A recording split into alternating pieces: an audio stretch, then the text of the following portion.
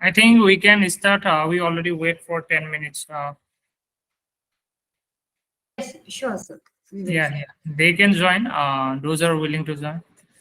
Yeah, thank you so much, madam. Good afternoon to everyone. It is with a great pleasure and honor that I stand before you today to welcome you all to the inaugural national webinar on academics, writing, skill, and publishing. This webinar represents a significant milestone in our collective pursuit of knowledge and academic excellence. I extend my heartfelt gratitude to each and everyone for joining us in this virtual gathering. So, as you know, in the present era of rapid advanced technology and expanding global connectivity, effective academic writing and publishing skill have become indispensable for scholars across the discipline. This webinar aims to address the evolving nature of academic publishing in a digital age with the rise of open access journal, preprint, and online repository landscape has been become more accessible and complex. So we will explore emerging trends and technology that are reshaping scholarly communication, allowing for greater transparency and interdisciplinary collaboration and global reach. So I encourage each and everyone to actively participate and ask questions and share your own experience throughout the session of this webinar. Your perspective and insight are invaluable and they will contribute to the richness and diversity of our discussion in this webinar. So within this, I would like to express my deepest gratitude to the organizing team from Balani Infotech Pvt Limited who have worked tirelessly to make this webinar a reality. And their dedication and vision have brought together and diverse group of scholars and practitioners and fostering an environment of learning, collaboration, and intellectual growth. And finally, I extend my warmest welcome to and heartiest thanks to each and everyone. Your participant today is a testimonial and to your commitment to academic and excellence of your desire to contribute to the advancement of knowledge. So before going to the session, I would like to share some few words regarding our resource person. Our resource person is Dr. Nikita. Dr. Nikita Wajri, madam, did her doctorate from Institute of Chemical Technology in Mumbai, and she has specialized in oil, oleochemical, and surfactants. She has achieved TEQIP fellowship and Rajiv Gandhi National Fellowship Scheme for her doctoral research. She won many Best Poster Award for research work in international conference, and she has many national and international publication. Currently, she is working as a relationship manager and science communicator, academic and corporate in Balani Infotech Pvt Limited.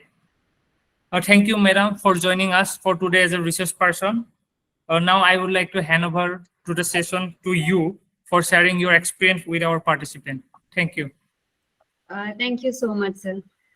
We started this, I just connected with sir and sir gave us this opportunity to conduct this webinar, and I wholeheartedly from Balani Infotech thank you to Hirak sir and Assam Don Bosco University for giving us this opportunity. With this, I'll start my session sharing the screen. I will turn off my camera so that in the recording we can have a proper view of the presentation.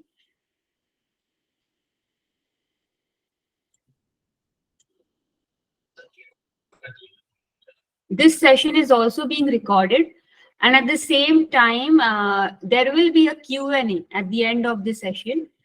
There is a chat box option available. You can interact. We always go back to our chat section and we look what kind of interactions are what kind of questions are asked, and we reach out to you. So use the chat box option. There will be Q&A. I will be sharing my email ID and the recording of the session as well. So academic writing skills and publishing. In India, I would like to highlight that India ranks number 4th in publishing of research content, And when it comes to citation, it ranks number 9th worldwide. It's a generic report that I found on LinkedIn, and it was very interesting. But at the same time, I thought of why there is this imbalance. Research output, we land at number 4th. But when it comes to citing our research work, we land at number 9. So there is a major imbalance that is happening. It shouldn't be there. But it is said that low citation. Citation means what? Citation means giving credit using the research in our own research. If I am a researcher, I am taking a research idea or support or some kind of reference from somebody else's work and mentioning them in my reference section. However, India's research output is being low cited. Why this difference is because it is said that experts believe the low citation rate of Indian research paper is due to the lack of research and writing skills. Proficiency in the language of communication, English language, and desire to obtain the academic titles, perks, and promotions are not, it's not within us in a very high amount. So because of this, and at the same time, lack of originality, such terms were used. And that made me thinking that the today's session's objective is very appropriate in handling those questions. And at the same time, I personally get a lot of benefit from this kind of sessions. Objectives of today's session: an introduction to scientific communication. It is important to understand the research that we do needs to be communicated. Why it is important, that we will talk. Web tools and publication resources. We are living in the era of AI. Here we are talking about how we are worried about how AI will take over our human intelligence. It will be more smarter than us.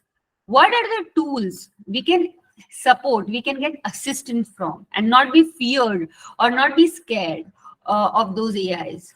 So what are those tools and how to stay connected for Balani Infotech?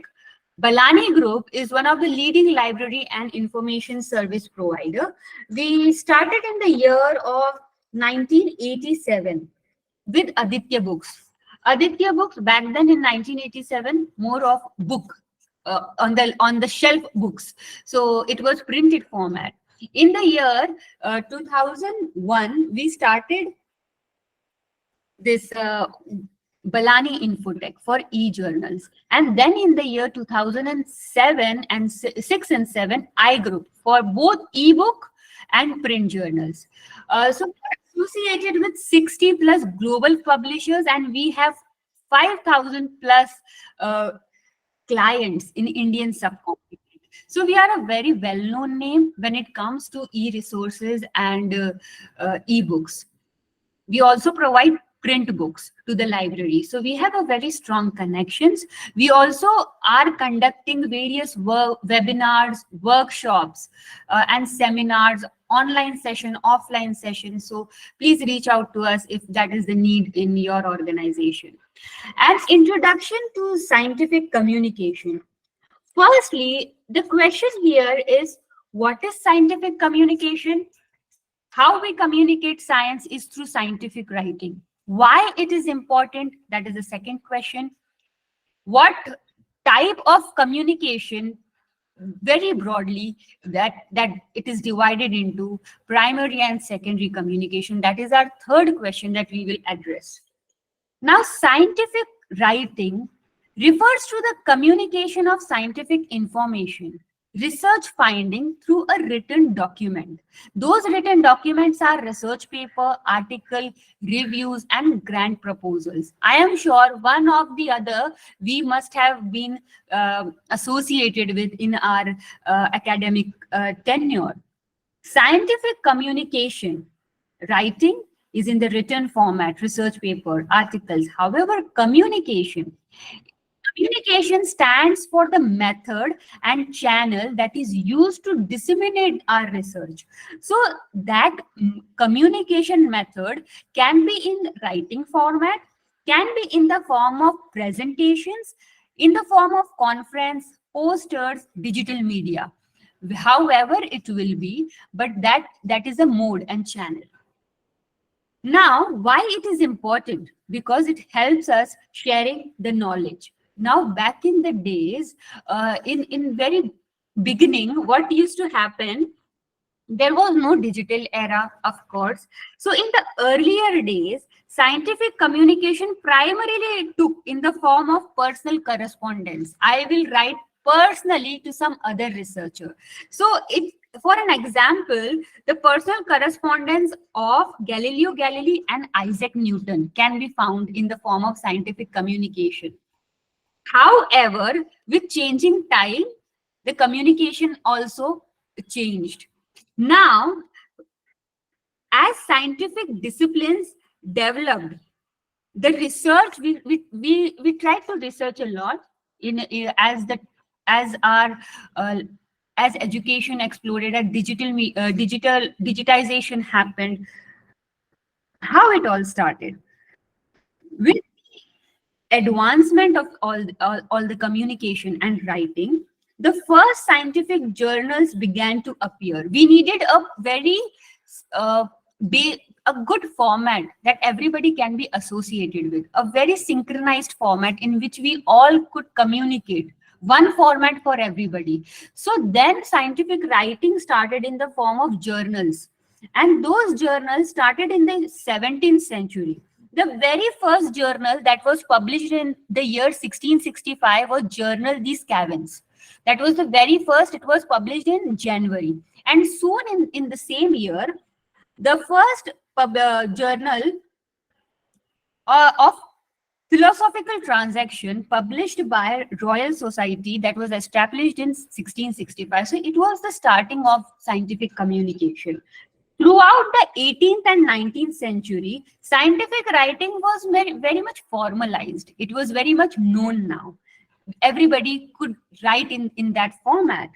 So then we started adopting a very structured design, so that everybody, as I said, so that everybody could read and connect and have a proper synchronization in the scientific writing. So that is when we started writing in a very stricter format. The paper included sections such as abstract, introduction, method, result, and discussion, which still exist up till now. If you open up a research paper, you will find IMRAD, introduction, method, result, discussion. This is the format of the paper which still follows. And in the 20th century, it witnessed a significant advancement of scientific communication. And that is when, in 20th century, we focused now on peer review. Peer review was very important aspect because so much of data was there online, offline, communicated. Then in the recent year, in the recent digital era, we are now going towards open access. So we are all going to look into it, but let us see our third question. What brought differentiation between the form of communication, primary communication and secondary communication? Primary communication stands for that communication. It is a first-hand information. So if I am the original author, if I am the original researcher, this is my research and I am communicating, then that original first-hand information will be in the form of scientific original research paper. And the whole design and structure of it started popularizing in the year 1940s to 1970s. It was that time when writing in the form of original research paper was popularized. Another is thesis and dissertation. We all do our personal research and we write in the form of thesis and dissertation. However, when we attend conference, there also we present our work in the form of poster. In conferences, we publish articles in the conference proceedings. That is also first-hand information, primary communication. However, secondary communication is something like review paper and literature review. These are the information that is not first-hand information, but a comprehensive understanding of a particular subject area. Now, so much of content of one topic like COVID, for example, so much of data is available.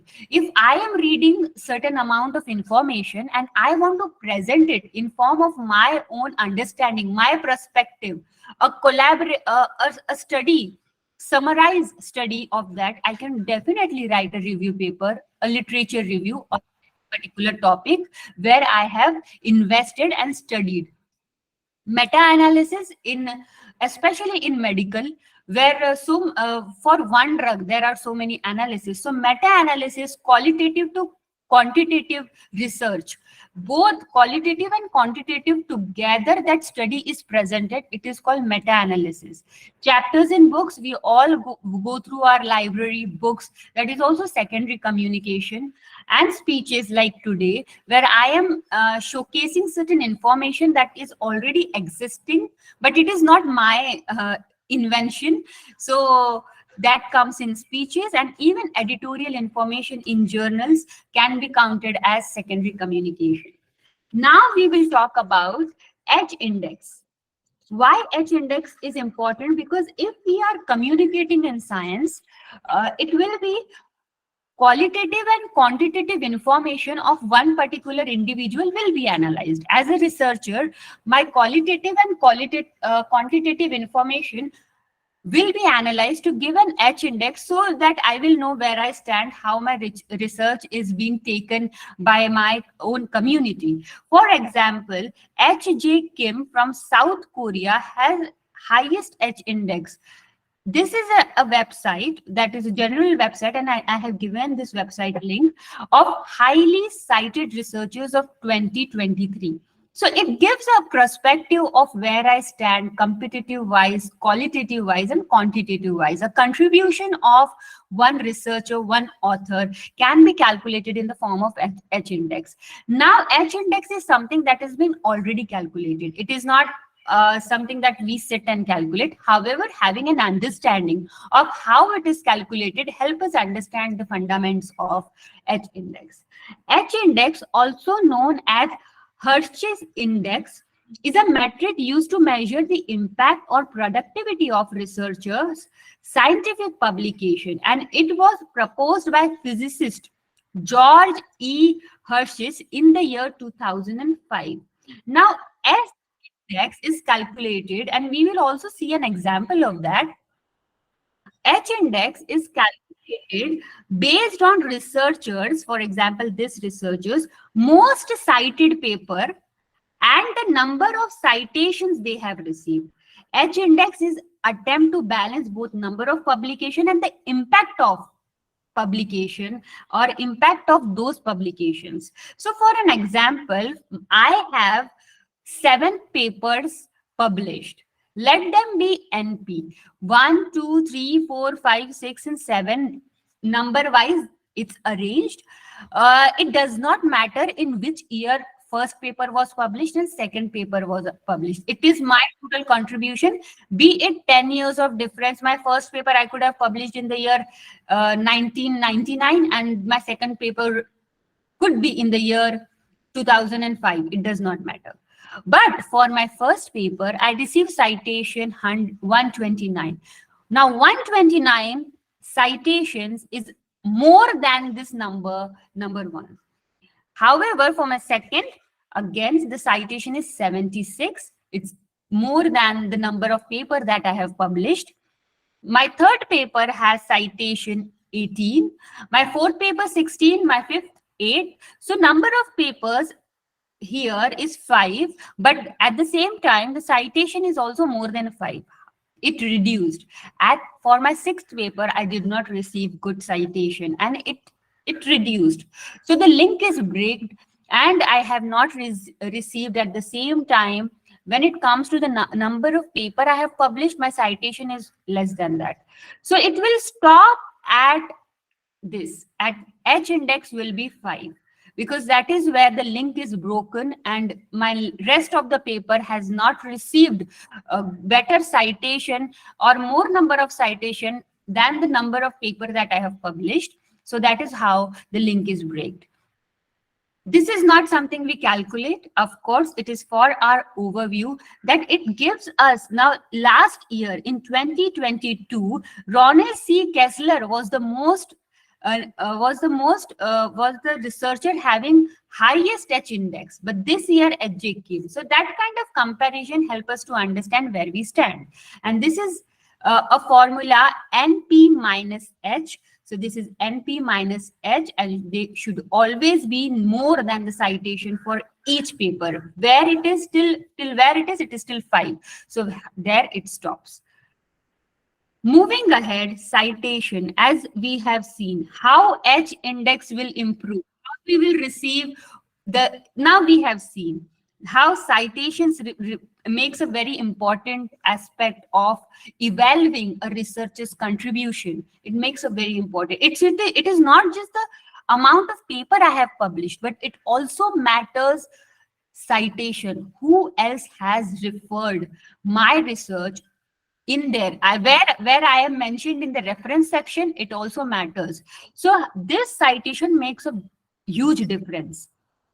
That is why, what is citation? It is referring the work done by individual, means by any scholar, researcher, author to support your research while we are writing the article. Of course, in science, we always do literature survey in the beginning. We start by understanding the area that we like or any subject area we like.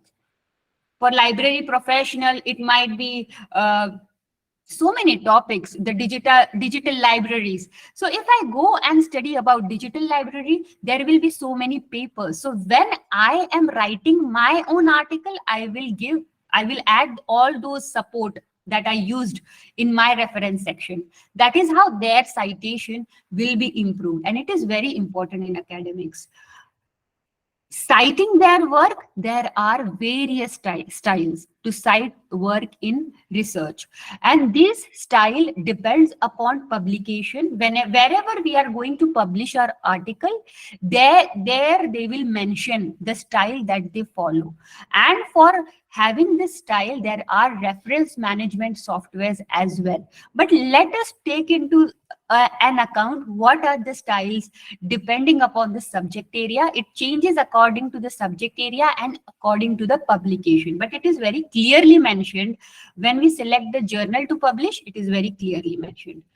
American Psychological Association, very common APA style for the subject psychology, education, social science, business, nursing, communication. So there are certain key features. Then there will be another very commonly known style is Modern Language Association, MLA style. This is for subject literature, language, and humanities. This kind of this style is followed for humanities. If you are going to publish in the subject area of humanities, MLA style will be most commonly followed. American Medical Association style, medicine, for medicine, medical sciences, biomedical sciences. Chicago Manual style is another known style to write article, books, any content related to history, art history, humanities, and social science. Another very commonly followed style of in the subject area, engineering, computer science, and technology is IEEE. American Chemical Society, a very well-known journal that we are also going to consider in this session. This covers subject of chemistry, biochemistry, and chemical science, and Harvard referencing style for various disciplines, including social science, business, and sciences. We will talk about the styles in detail, what the style means. But before that, let's take into consideration open access. As we talked about on the onset of this century, open access is something we are moving forward with. Why open access is important and what difference does it make?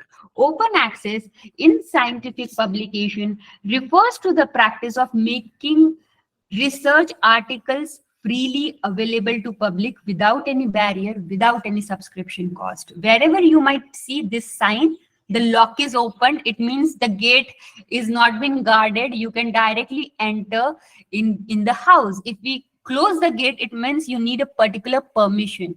In open access, the lock is open. And a list of fully open access journal are accessible worldwide, can be found on DOAG website. So please check if you want to know about the fully open access journal. And when we are talking about freely available, a researcher makes their work freely available, we are talking about the full text of that article, because generally the title, author's name, abstract, and keywords are freely available for everybody to access. But the rest of the section is either subscription based, you have to pay for it, or either your library should have subscription, then only you can access. But in open access, from my home, without any barrier, I can access at any time.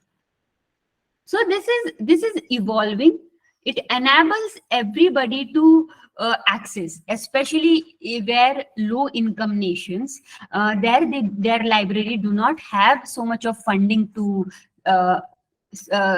invest. So their open access plays a very important role.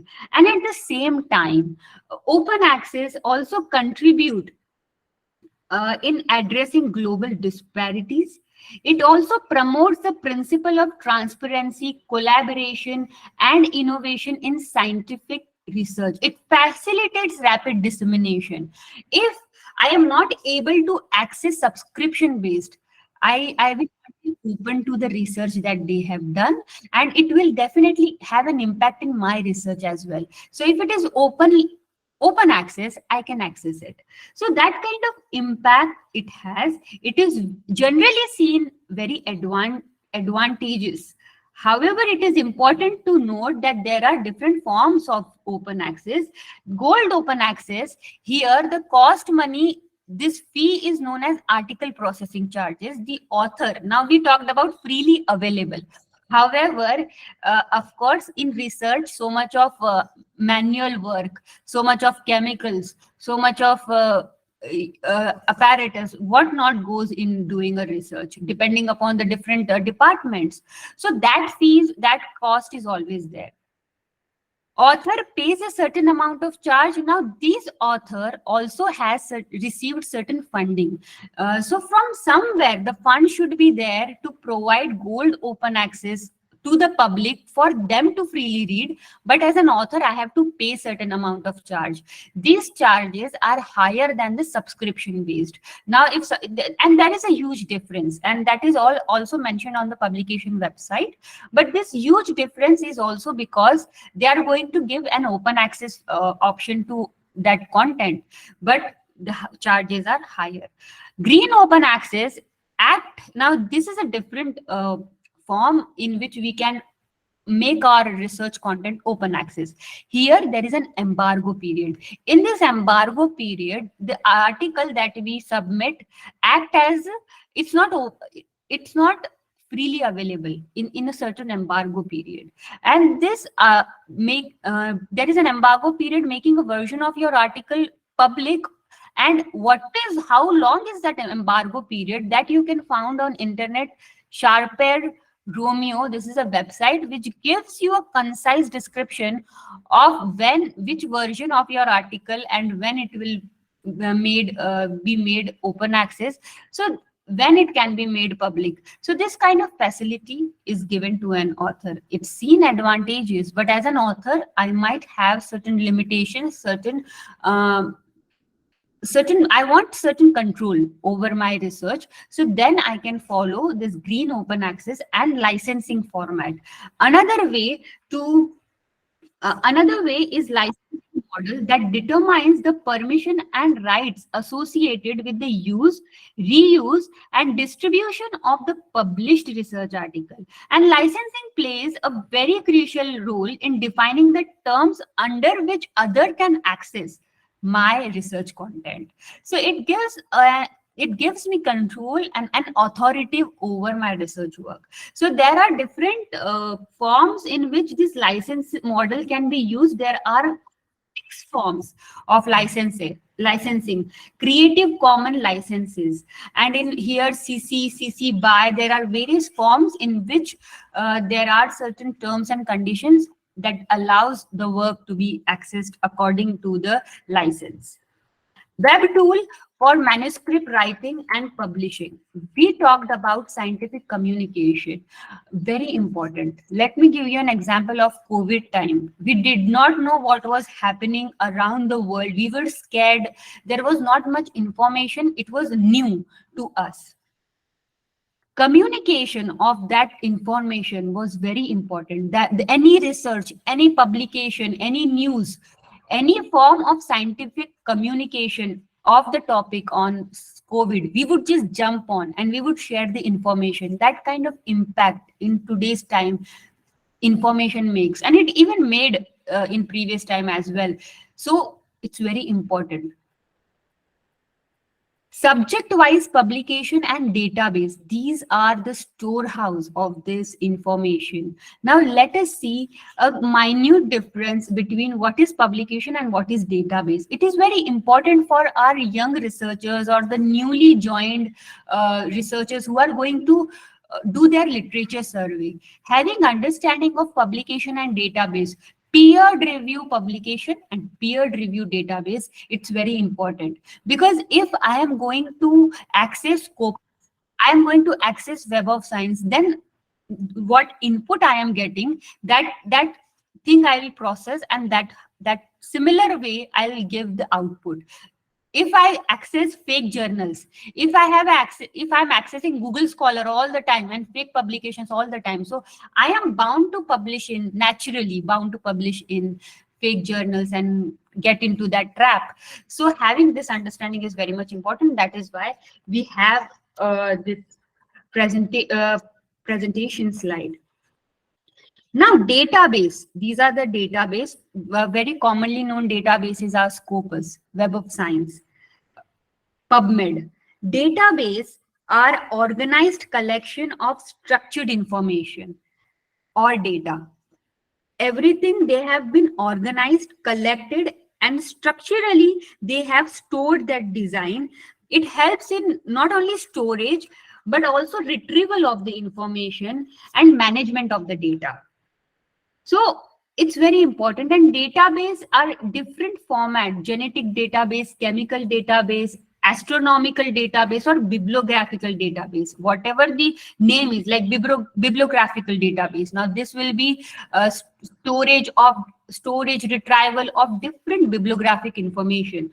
On the other hand, publication refers to the formal written output of scientific research that are disseminated to scholarly community, and this dissemination will be done in certain format. For example, research paper, journal article, conference proceeding, book chapter. So in publication we publish, and in database we store, organize, and collect the data. For example, for chemistry, the publication American Chemical Society. For physics, American Physical Society. Mathematics, there will be SciAm. So for all subject, there are publications related to subject, and they also are multidisciplinary. So you have to look, like American Chemical Society is a multidisciplinary.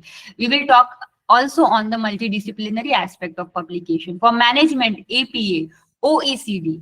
Similarly, for medical, it will be AAAS. Subject-wise, the publication will be changing. They are mostly subject-related. They are very dedicated. For chemistry-related data, they will be publishing.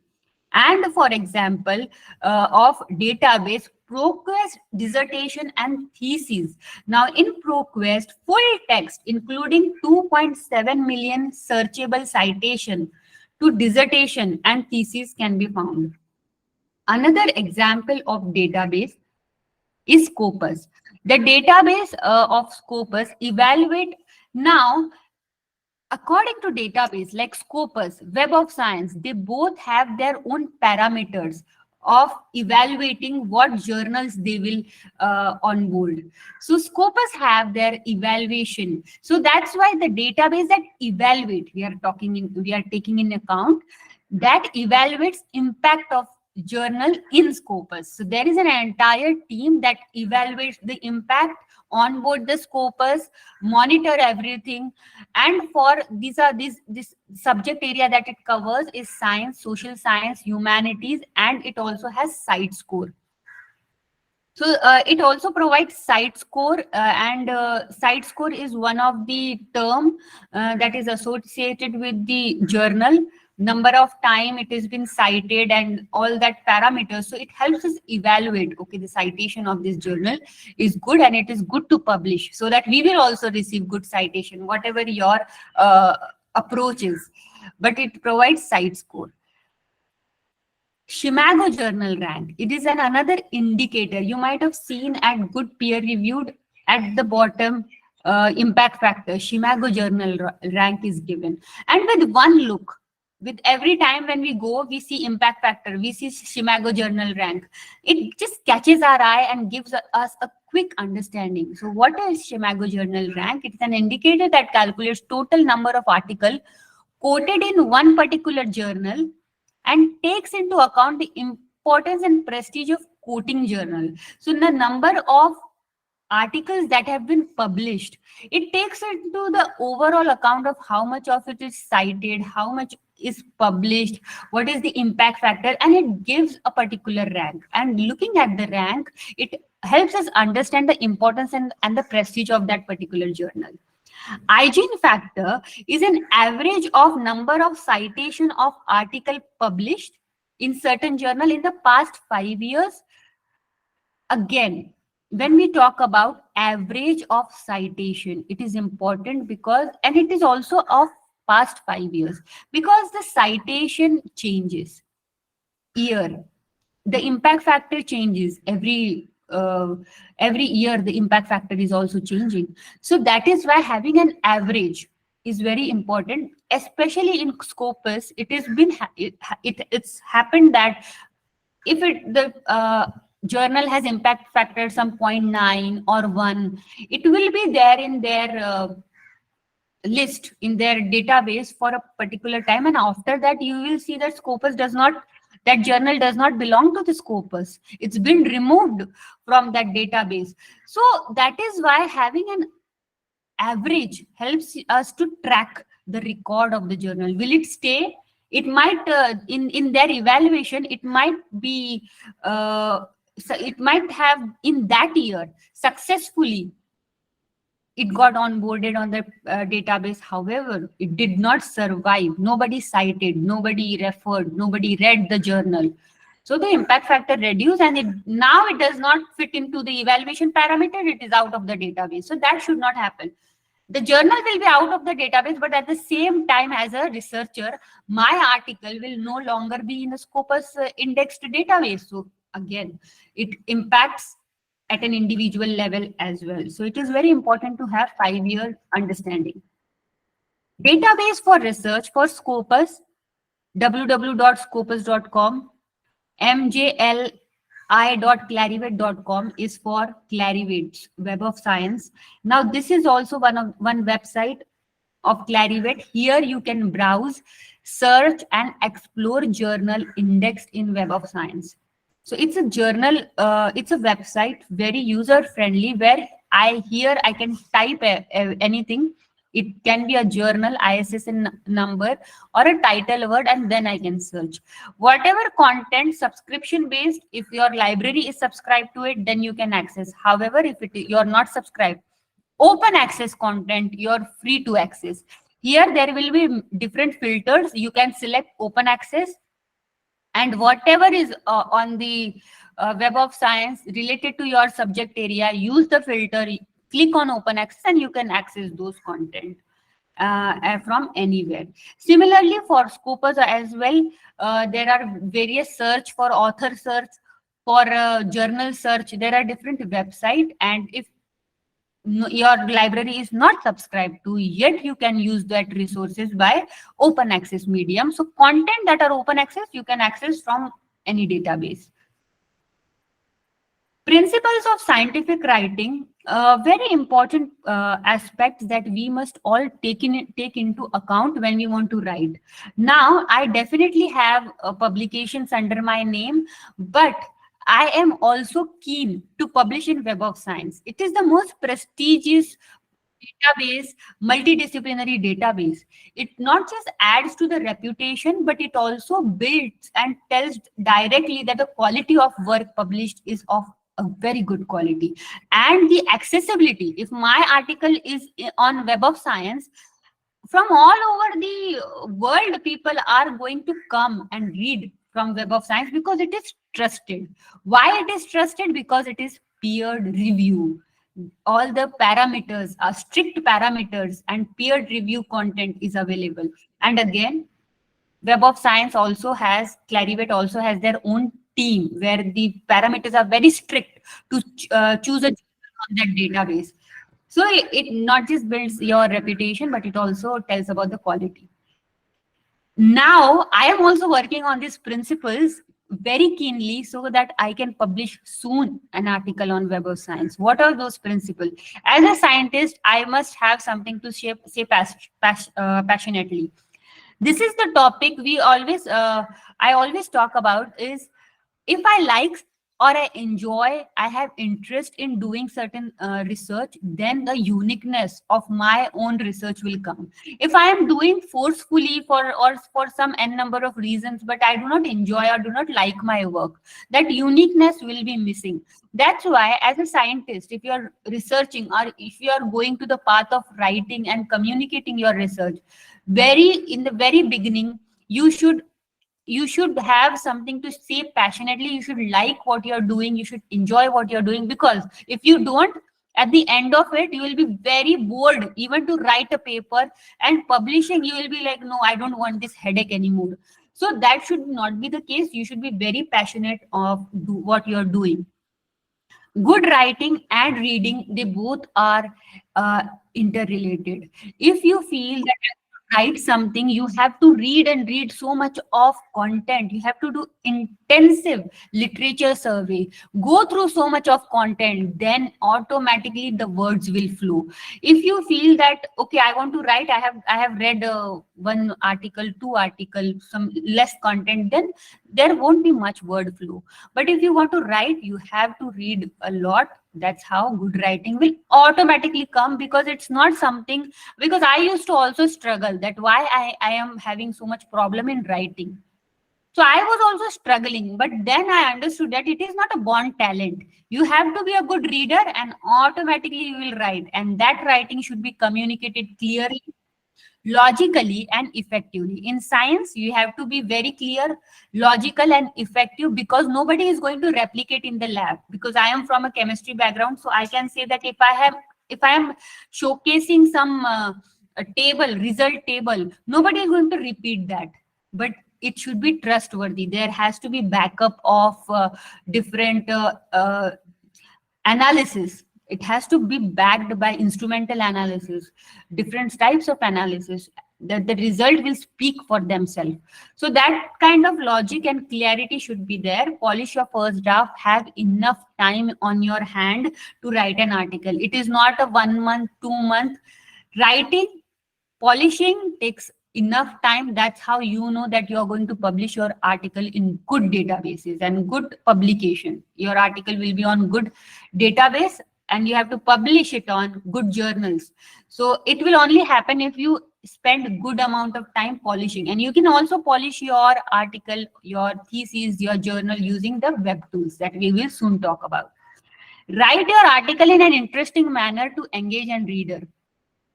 When you read your paper, you should or I just say that you're reading 10 papers, and among the 10, one paper is so complicated, it is taking a lot of time. You will feel that, okay, it's very complicated, I do not understand this, let me skip, I already have 9 content. So that's how you'll focus on the rest 9, and that one will be left out, and that left out will also not receive any citation because you have not achieved any support from that. So that should not happen. It should be very simple. And it should be very clear, logical, effective, and interesting at the same time, that somebody feels to read it, because already they have so much of option to read. So it should be very interesting. Now, web-based tools for scientific writing. AI has just opened a gateway to so many web tools. There are with the onset of Chat GPT, where the Chat GPT is not a new GPT is not new, but the ease of using Chat GPT, because it is a chat medium where we are chatting and using. Because of that, lot of attention on web-based tools for scientific writing has been opened up, and we are not promoting this, but we are showcasing that yes, these kind of tools are available and you can use them in your scientific writing to polish your draft. Now, Docs are something, Google Document we all use. It's a free web-based word processor that allows editing, collaboration of document. We have all done that. Manuscript IO is a web-based tool that helps author to write, edit, format research paper. Now, when we are writing, it feels messy if we are doing it at Microsoft Document. If you do that on my Manuscript IO, it's very organized. It's very clear.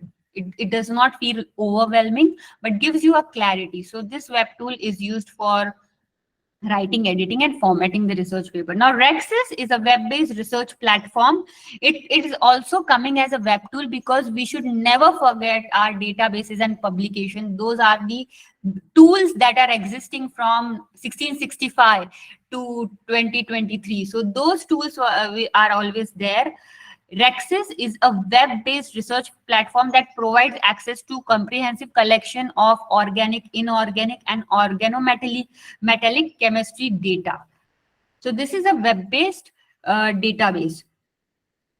Cite this for me.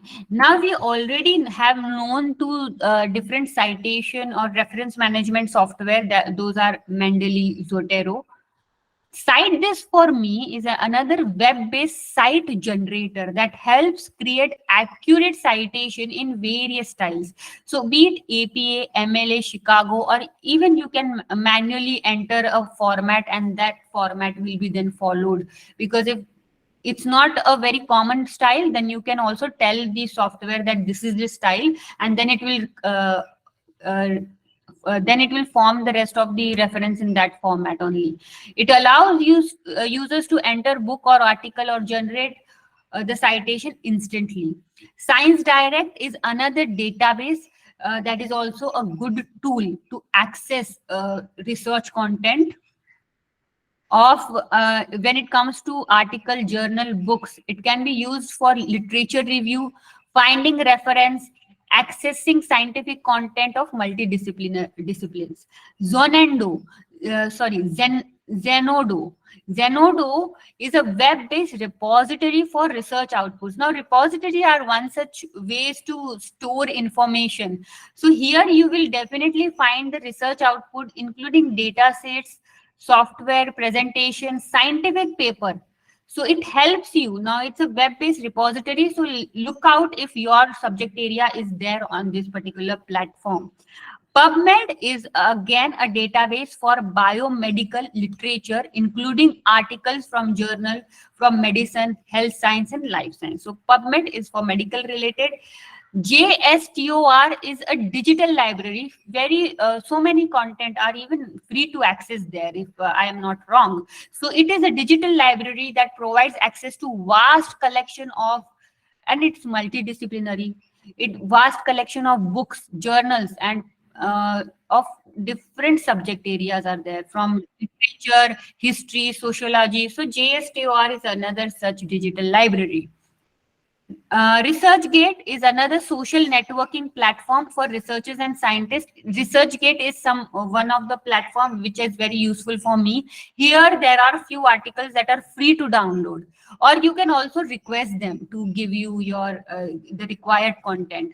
So again, if your library is not subscribed to Web of Science, Scopus, or any databases, you can access them from JSTOR, ResearchGate.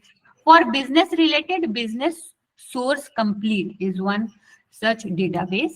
Google Scholar, we all know, I'm not saying that all the content are Google Scholar are basically wrong, but what we look forward is the peer review process, that we get more trusted in Scopus and Web of Science. So Google Scholar is a widely search engine because it's very user friendly and rightly on the Google, but you can do by typing it in Google. So that's why, but make sure to be safeguard yourself from predatory journals.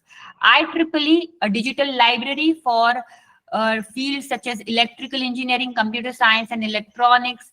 Now, this is for education research resources information center, a database focused on education related research, including journal articles, all education related. So you can find on that. Archive, an open access repository for preprint. Now we will be talking of preprints. Uh, Preprints are one such mediums. Now even ACS has Chem Archive. It's a free to access pre-publication platform that is dedicated to the early researchers output to gather feedback. It also helps rapidly disseminate, establish priority of discovery, boost visibility and evaluation. Now, because once you upload your article in any publication, it will take months to get reviewed. It might get also rejected in the very earlier stage from the editor. And if you put on this open access repository, you get in the form of preprint when you upload, before you publish preprint format. Doing that, it helps you get feedback to improve your paper. And again, your article is saved there because you get a proper DOI. So it's not getting you get an authentication that this article I have been uploaded. You get the authority for that article, and later when you receive all that feedback and improve your paper, polish your paper, then once you then upload on the same publication platform for ACS, Chem Archive is there.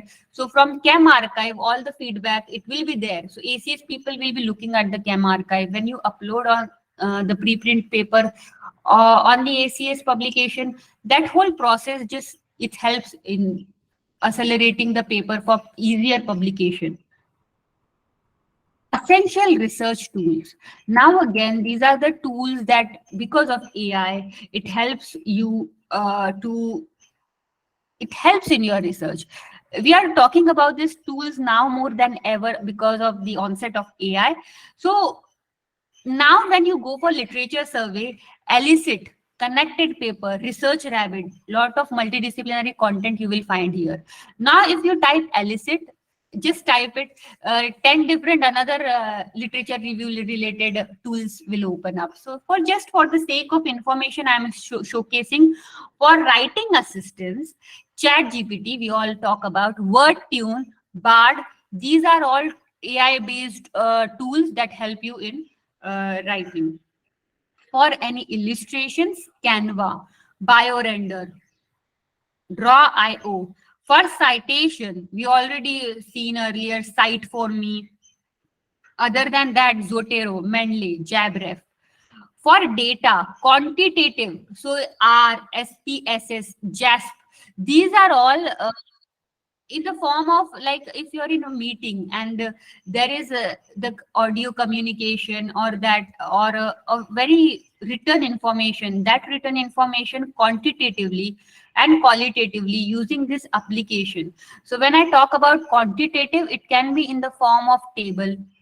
For qualitative, it will be in the form of in form of summary. So that kind of support you get using this tool. So once I saw this platform, I was surprised to see how beautifully they design a graph, or how beautifully they summarize the data.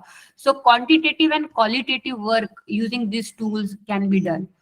Productivity, another, this is Notion, Pomo Focus. These are for productivity. How? Because with so much of articles, so much of writing, we get lost. So this tool help us being organized. So for productivity, these are the tools. AI assisted technology in scientific writing. Most popular is OpenAI. ChatGPT, which uses generative pre-trained transform language model and generates text by predicting the next word in the sequence and works on prompt engineering. Now, this chat GPT is on works on large language model. Now, this LLM, large language model, is a neural network of billions of parameters that have been already trained on vast amount of unlabeled text using self-supervised and semi-supervised learning. So now using this prompt engineering means certain kind of information you have to put on chat GPT. When you put that prompt information you are putting on the chat GPT as a question, when you input text, language model is because it is built on language model, there will be an text output. So this text output is the output that output for the question that you asked, and then again you can keep on continue chatting with the AI so that you reach where what you're asking, or like very specific. However, now this language model are there, but there is no transparency from where this information is coming. So it's very debatable, because if I go on the Web of Science, I know that this article is coming from that publication. This is the author. This is the date it was published. But when I go on Chat GPT, I don't know the source of the information, that there is no transparency. Can I completely trust the information? Those are the questions that definitely comes. So that's why checking the information that this tool is giving you becomes very important. However, nowadays some people feel that it's very easy to just use ChatGPT and entire context from ChatGPT you copy and then paste on the paper and make an entire paper and book using that. But there are AI detectors to check AI score with plagiarism using GPT-2 output detector. So there is an AI score where plagiarism will be checked. Plagiarism in the sense of what content directly you are taking from AI. So GPT-2 output detector is there. Plagium.com, Originality AI, all these are nowadays developing. Even Turnitin has this AI score that it gives to tell you that if it is copied or not. Now, why it is important? Because it tells you that a certain information that has been taken from not humanly evolved or humanly it has been creative. It's not a creative human creativity, but from AI it is copy pasted.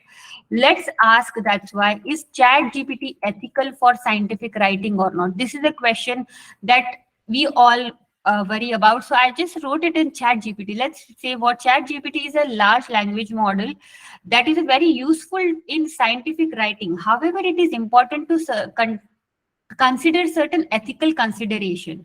These ethical consideration are plagiarism. You can use for assistant, but do not just entirely copy paste.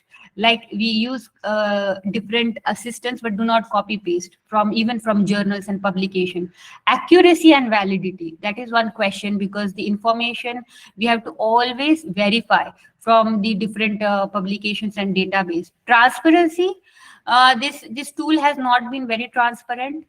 Expert review, even after using the content of ChatGPT, there has to be expert review on the content. And ethical use, language model like ChatGPT should be ethically and responsibly being used. This includes avoiding the generation of harmful, discriminatory, and misleading content.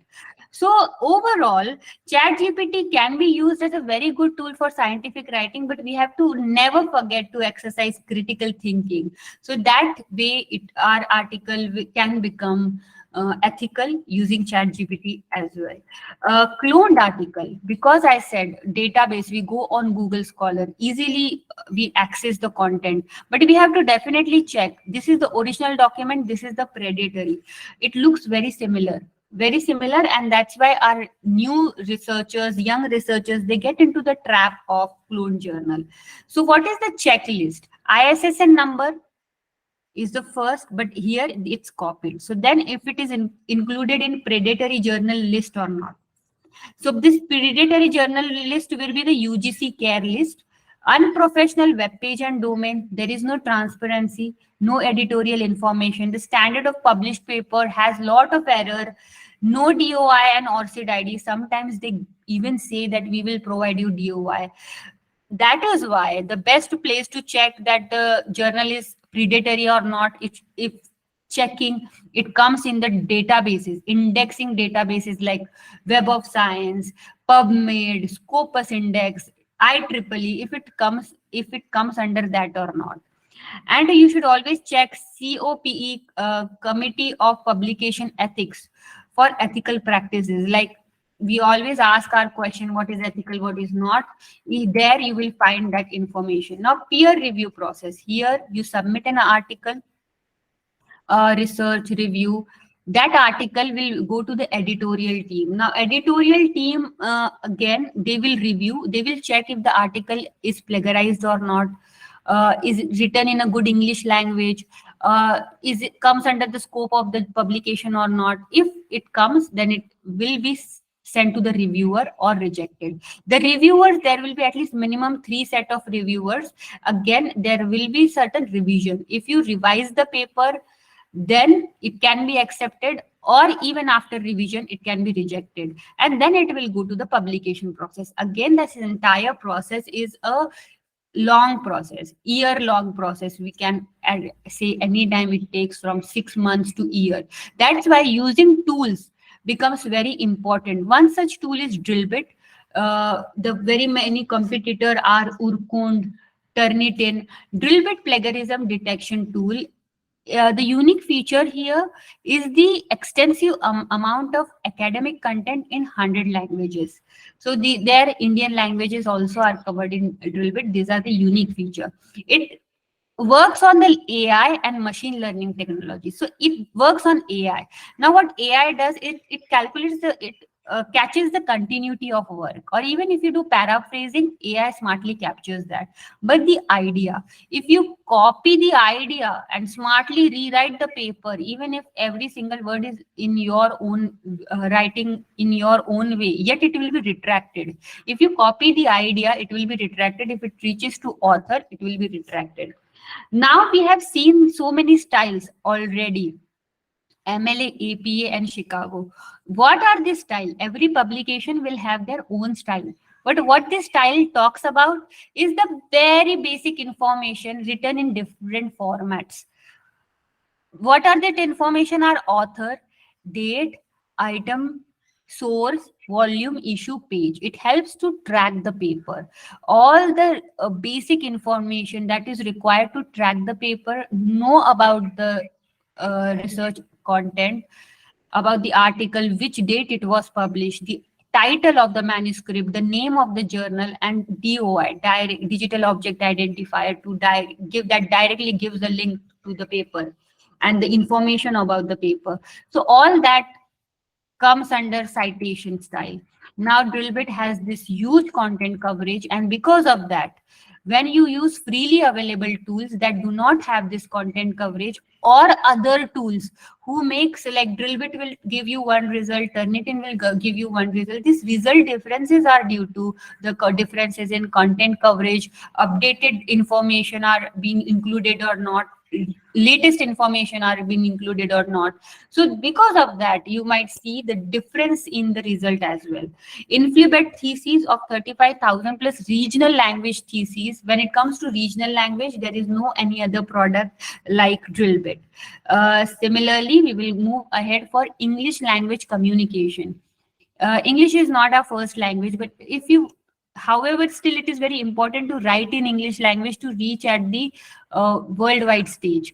Here, Langfill is one such certification. It provides certification course. It is a language lab.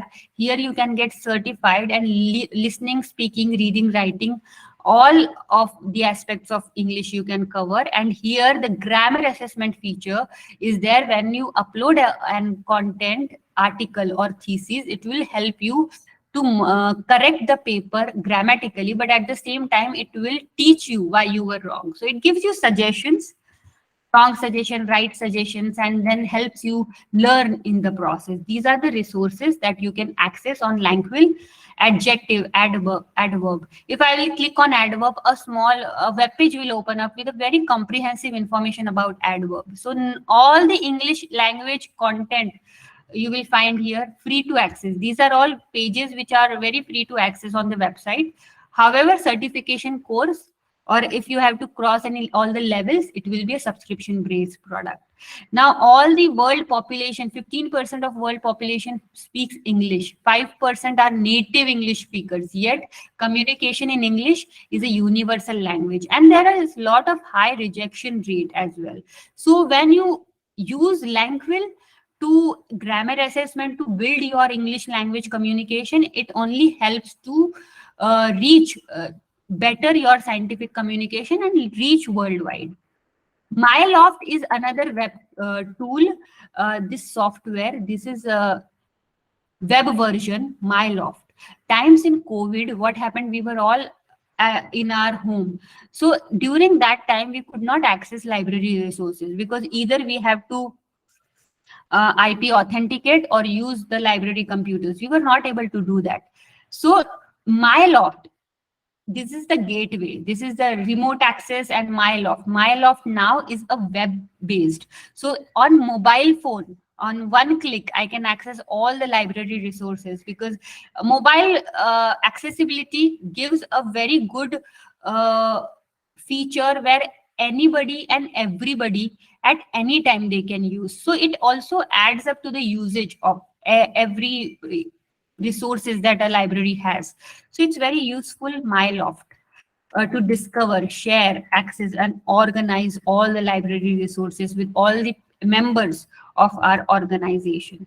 Now, Clarivate, Web of Science is a huge database. We already have seen the prestige of Web of Science is really very huge. 99 of top 100 best global universities rely on the reports of Web of Science for accelerating research and discovery. Web of Science is such a huge database that it has been divided into 6 databases. And out of the 6 database, out of that 2 databases, using 2 database, it means your article should be in that 2 database, then only impact factor will be given to that journal. So that 2 database, let me tell you, it is Social Science Citation Index and Science Citation Index Expanded. So I want to check again. Madam Nikita ji, we are running out of time. Can you make it? Yes, sir. Yes, I'll quickly do that. The 2 databases are Science Citation Index Expanded and Social Science Citation Index. It covers if the article comes in these 2 databases, it will get impact factor. So that is the prestige and accessibility of Web of Science. Then EndNote. EndNote is like any other Mendeley Zotero. It's a reference management software. Web of Science Academy is an online training support in academics and conducting research with integrity. This is a here you can enroll and sign in freely. Certification courses are there. Everything about conducting research with integrity you can find on Web of Science Academy.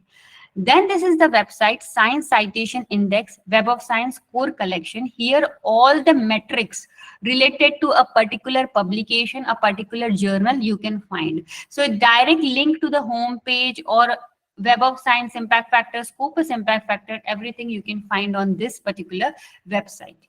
ACS diverse portfolio. ACS covers different portfolio, like it has different subject area from agriculture, biotech, education, electronics, energy, healthcare, and material science. So whenever you access any publication, make sure to check what it covers. And related to this subject area, it has 65 plus journals related to this subject area. So make sure which is the right journal for you. However, ACS has ebooks as well, 37,000 chapters in 1,600 books. And ACS in Focus are a very new version.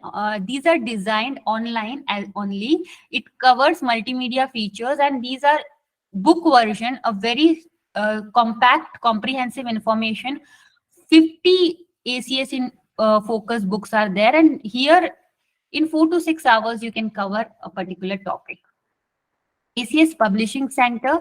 This is a information where you log in, select a right journal, and here all about the journal is there. Make sure to read about that, and even author guidelines on this area, very important. You cannot skip that, because if it is not according to that, your article will get rejected. Chem Archive, we already talked about the preprint server. ACS preprint is Chem Archive.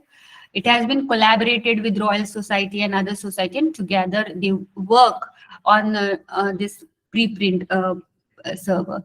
Impact factor is calculated by Clarivate. Because we are short in time, I will just quickly say that the journal citation report covers all the impact factor, and you can easily, every publication, whichever publication is there in Web of Science, you can find the impact factor in journal citation report. And impact factor is calculated A upon B. A is number of time the article which is published in the year 20 and 21 is cited. So citation is very important. That's how impact factor also increases. If less citation, the impact factor will be reduced. To the total number of research and review article that is published in this year. So you have to keep in mind that 20 and 21 are the year when that A upon B that will come in the formula. It will help us to calculate impact factor of the year 2020, and it will be released in the year 2023. So this is how years are taken into consideration while calculating impact factor. These are another free online resources that you can use. ACS Author Lab, 1 to 2 hours, where this kind of information you will find. ACS Reviewer Lab, talking about salami slicing, another free resource. In 1 to 2 hours, you can access them and get information about the reviewer side and the author side of publishing. ACS Guide to Scholarly Communication is subscription based, but if your organization is subscribed to this, then you will have all the information necessary to know about scholarly communication from the experts. This we will skip. APS is a physics related journal, and here you can see the star one are open access. It means the journal in APS, the format is that open access journal are completely open access and others are subscription based. And 14.417 is the impact factor for the year 2022. However, in ACS, hybrid models are there. ACS has 65 plus journal, and there will be a hybrid. It means open access and subscription based. Both comes in one journal. In APS, it is completely different. This weekend, and this is another publication, American Psychological Association, an award-winning platform. These are the filters I talk about. Now, there are lakhs of information related to books, article, chapter. Using these filters will help you define your search, track your search, and just eliminate the unnecessary content.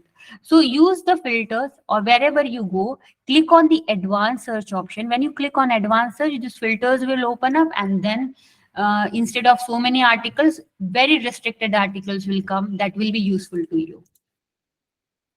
APS Academic Writer is one another AI tool that helps you in writing. You can learn how to use Academic Writer. Here you can manage your reference and write an article.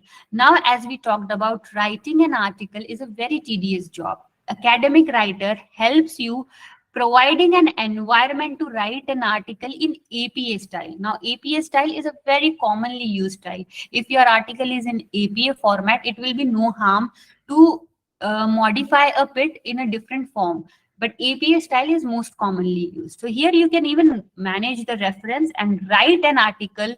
A particular template is given to write an article.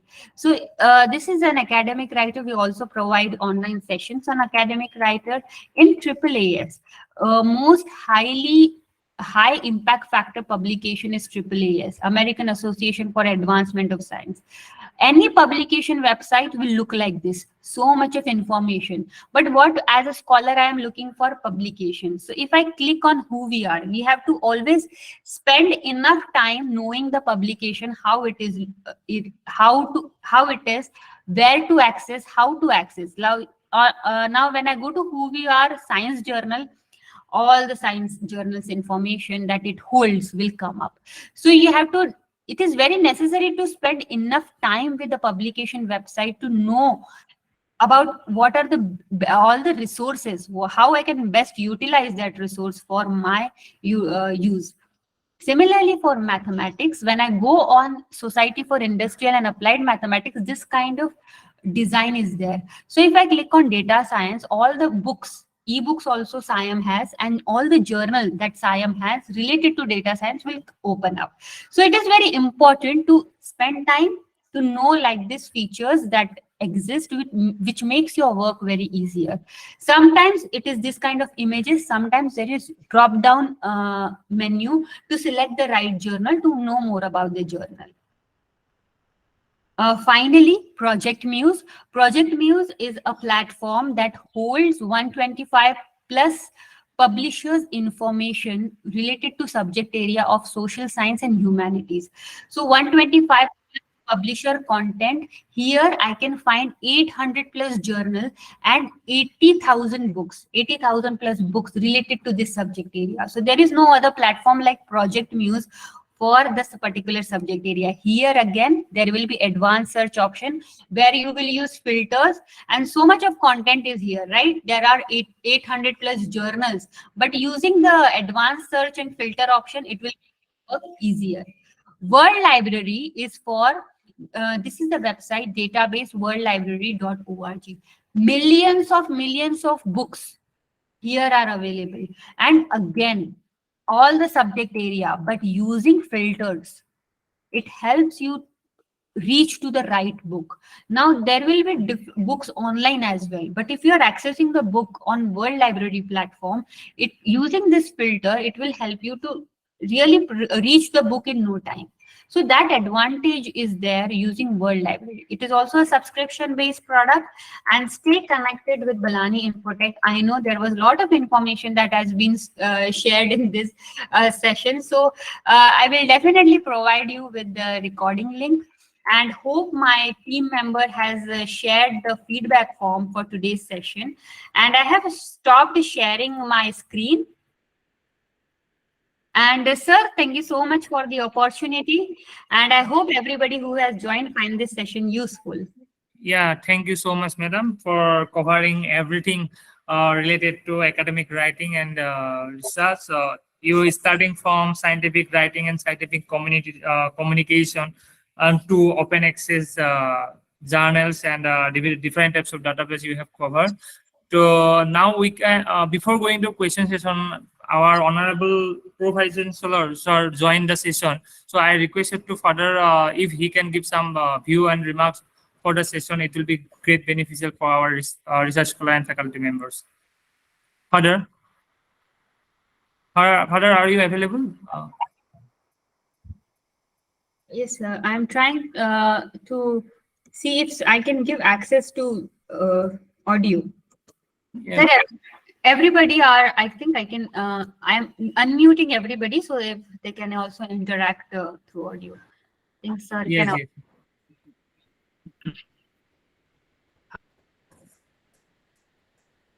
Yeah, any question from participant they can ask. Yes, you can kindly. Hi, Dr. Nikita. Yes, sir. Nikita, hello, Dr. Nikita, are you hearing me? Yes, sir. Yes, sir, you are audible. Hello. Okay. Yes, sir, you are audible.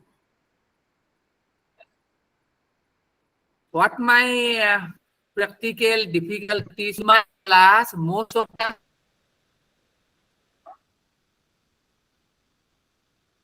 students are very English language. They has mathematical concept, mathematical length, suppose some results, and they find very difficult to communicate mathematical things. And at the same time, they are very good in general writing, but in mathematical writing, they are very weak. Then how we can develop this skill in mathematical writing or scientific communication for our students? What is your suggestion for this? Sir, you're talking about the specific maths related subject. Maths or scientific related, whatever it may be. Yes, sir. In today's session, we also discussed about different resources. Now, if you go on, sir, today we talked about SIAM. It is a particular journal for maths. Now, on this particular journal, there are certain information that you cannot even find on book. And everybody around the world, the best of best mathematician, they publish and refer the content from SIAM. It is also indexed in Web of Science. So accessing these resources, I meant to say, will help them even in communication in general, when it comes to the subject area. But when it comes to scientific communication, it becomes very general. It's a very generic thing that does not depend upon a particular subject area.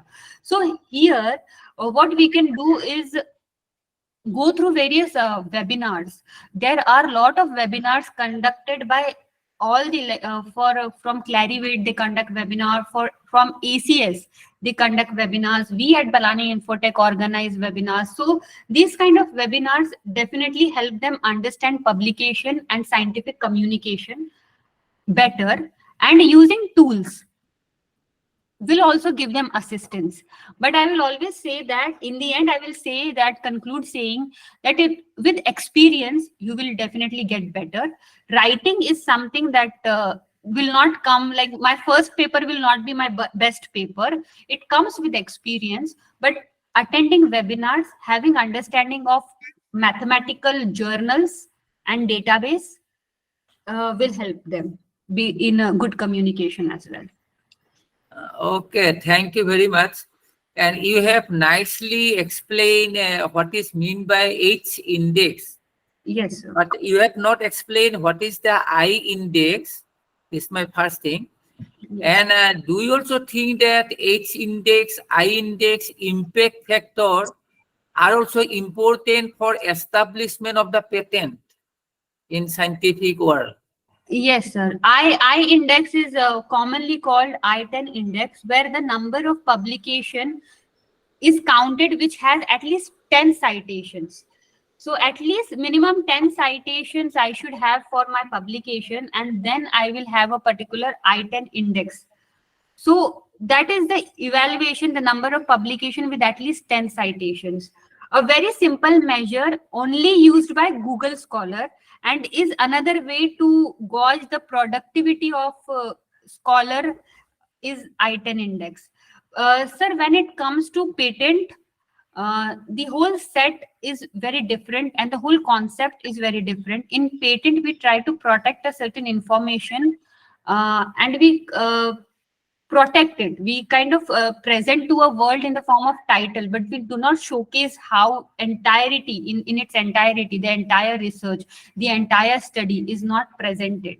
So it's a very subjective. If I want to do a patent, it depends upon me if I want to do a patent or not. But in scientific publishing, like research paper, I present my entire work. So both the mediums are very different. However, in whichever way I present, if I have a patent, it also builds up my reputation, my quality of the work, because getting a patent is very hard, very minute points are being considered. And patent means what? It's something unique that we are presenting. In research, again, when I present a paper, there are so many publications. There it will help me. I-10, impact factor, and H index. It's all publication related. But if I have presented my work already, then I cannot make a patent, no sir. So if I am patenting it, I will not publish it. Thank you very much for your brilliant talk and a very excellent deliberation. Thank you very much. You have given a lot of new information to all of us. Thanks. Okay, hoping to see you again in near future. And thanks our Libyan also to organize very decent, very nice webinar for this evening. Thank you very much. Yeah, thank you, sir. Thank you, sir. Any participant want to ask any question to Madam, they can ask. And at the same time, we have shared the feedback form in our chat box. So please open that link, save that link, because after this webinar, that link will also go away. Once you have filled the feedback form, we get the all the information of the name and everything. And based on that information, we generate e-certificates. So kindly fill the feedback form. I request all the participants to go check the chat box option, click on the feedback form, submit it very quickly. We are very happy to receive your feedback, all the constructive feedback. And at the same time, filling the form will help us generate e-certificates shortly. Yeah, thank you, madam. Now we are our Honorable Pro Vice Chancellor has joined the session. I think still he is busy with the meeting. That's why he can't speak on that. So we are very much grateful to our Honorable Pro Vice Chancellor, sir, Father Jose Pedali, for joining the session. And now we are going for a vote of thanks. Sure. On the behalf of the organizing team, it is my privilege to propose a vote of thanks as we conclude this enlightening webinar. Today, we have witnessed a gathering of passionate individuals united by their commitment and enhancing academic writing skill and navigating to interacting of publishing.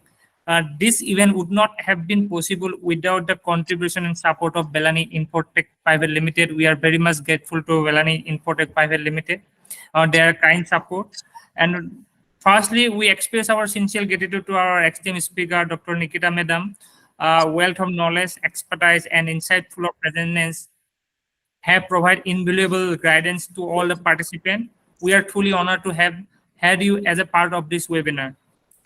And also, we are also extend our thankful and appreciation to each participant who took the time to join us from the different location. Your active participation through provoking question and enthusiasm have contributed to the success of this webinar.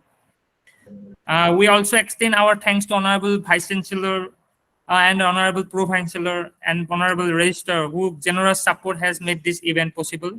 Your support has enabled us to provide a high quality learning and experience in all attendees. And we all like to acknowledge the technical team of Balani Infotech Pvt Limited, who have worked vigorously to ensure the seamless function of this webinar. Once again, thank you, Madam Speaker and participant and everyone who has contributed to the success of this national webinar. Thank you.